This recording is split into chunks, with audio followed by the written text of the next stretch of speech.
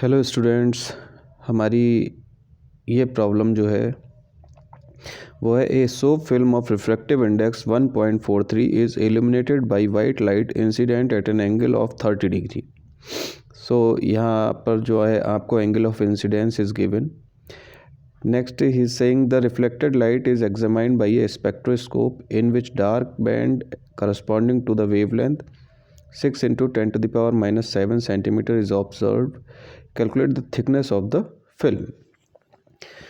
सो यहाँ पर हमें क्या दिया हुआ है, ये हमें रिफ्रैक्टिव इंडेक्स गिवन है, यहाँ पर हमें एंगल ऑफ इंसिडेंस गिवन है और this one is the thickness of the wavelength of the light which they are using. Spectroscope एक इंस्ट्रूमेंट होता है जिसके थ्रू हम स्पेक्ट्रम को ऑब्जर्व करते हैं और हमें फाइंड आउट क्या करना है, थिकनेस ऑफ द फिल्म। तो चलिए पहले हम सभी चीज़ें नोट कर लेते हैं कि क्या क्या गिवन है। तो इसमें न्यूमेरिकल आपने देख ही लिया है, मैं यहाँ पर नोट कर देता हूँ। सबसे पहले इन्होंने रिफ्रैक्टिव इंडेक्स गिवन है, so the refractive index is 1.43। Angle of incidence means i equals to 30 degree. Next thing, wavelength which is lambda is equal to 6 into 10 to the power minus 7 centimetre. इसे हम convert कर लेंगे क्योंकि हम सारी calculation metre में करते हैं, ठीक है। तो हमने 100 से इसे डिवाइड कर दिया which is 6 into 10 to the power minus 9। तो ये लैम्डा हो गई। हमें चाहिए थिकनेस, सो टी हमें फाइंड आउट करना है। वो कह रहा है calculate the thickness for the film. पूछा किसके लिए, गिवन किसके लिए है, डार्क बैंड के लिए। डार्क बैंड के लिए आप लोगों को फॉर्मूला पता है कि डार्क बैंड के लिए क्या होता है, 2 mu t cos r for dark, 2 mu t cos r equals to n lambda. Okay, ये हमें पता है। म्यू गिवन है, टी हमें फाइंड आउट करना है। अगर हमें कॉज आर पता लग जाए तो हमारा काम हो जाएगा, और अगर कोई भी ऑर्डर नहीं दिया है तो हम एन की मिनिमम वैल्यू लेंगे। एन की मिनिमम वैल्यू क्या हो सकती है, 1, 0 भी हो सकती है। 0 लेंगे तो ये तो सब 0 हो जाएगा, फिर हमें कोई रिजल्ट नहीं मिलेगा।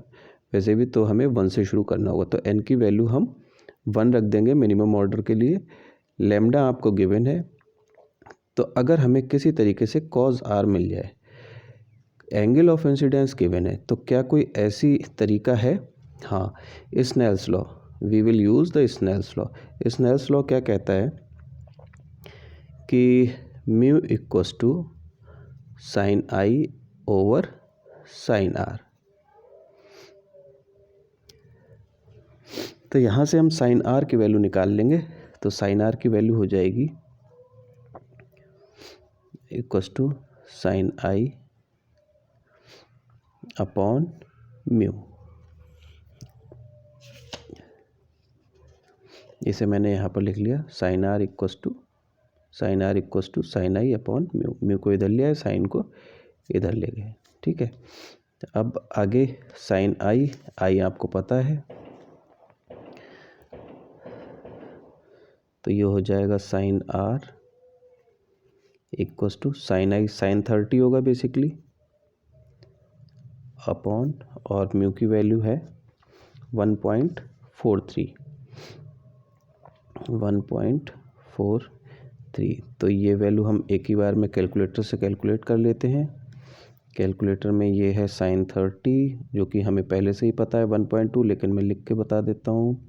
साइन 30 इक्वल्स टू होगी 0.5, 1/2 होती है, and that is divided by refractive index 1.43, and the answer will be 0.349।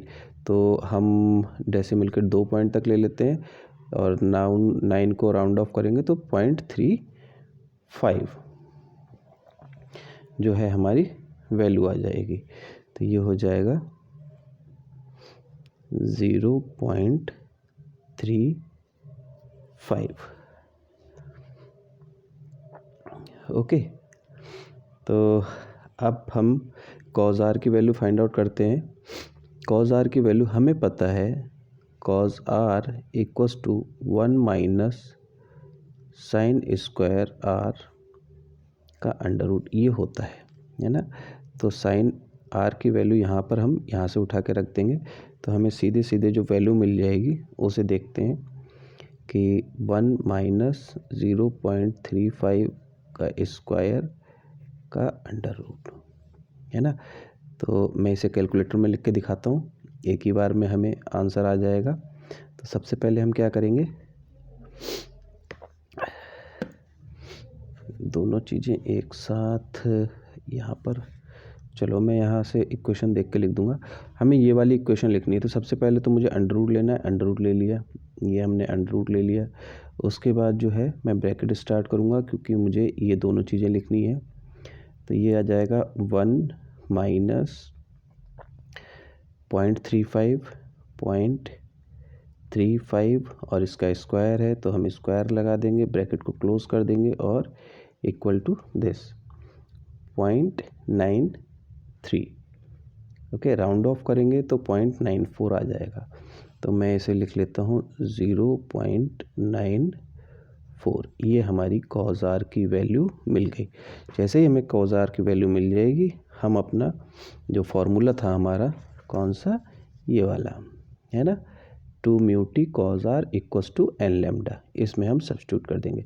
बाकी सारी वैल्यूज़ हमें पता है, तो 2 की वैल्यू 2 आ जाएगी, म्यू की वैल्यू 1.43, कॉज आर की वैल्यू अभी हमने, सॉरी पहले टी की वैल्यू आएगी, टी तो हमें फाइंड आउट ही करना है, और कॉज आर है 0.94 equal to n lambda.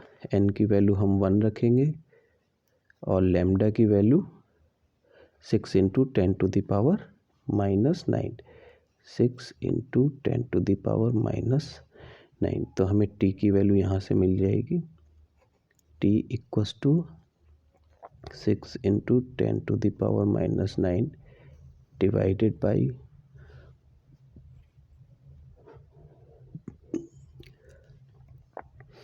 2 into 1.43 into 0.94। चलिए इस वैल्यू को हम लिखते हैं अपने कैलकुलेटर में, 6 into 10 to the power 6 into 10 की पावर माइनस 9 डिवाइडेड बाई, अब हम ये कई सारी वैल्यूज़ हैं तो हम ब्रैकेट का इस्तेमाल करेंगे, 2 इंटू 1.43 इंटू 0.94 ब्रैकेट क्लोज। ये वैल्यू हमें मिली